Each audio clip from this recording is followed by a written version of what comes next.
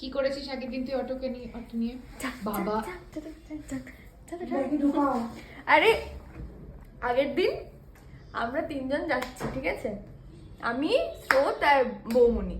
এবার যেতে যেতে হুট করে আমাদের গাড়ি দাদা বলেছে যে আমাদের বাড়িতে নামাবে না, আমাদেরকে এমনি ছেড়ে দেবে টেকনিশিয়ানের সামনে, ওখান থেকে আমাদের একা একা বাড়ি যেতে হবে। তোকে গল্প মানে পুরো ইয়ে থরি উপন্যাস বলতে বলেছি নাকি? ওটা না বললে মেন পয়েন্ট হচ্ছে, ভাবলাম বৌমনির সঙ্গে বাড়ি চলে যাবো, বৌমনির বাড়ি আমার বাড়ি কাছাকাছি।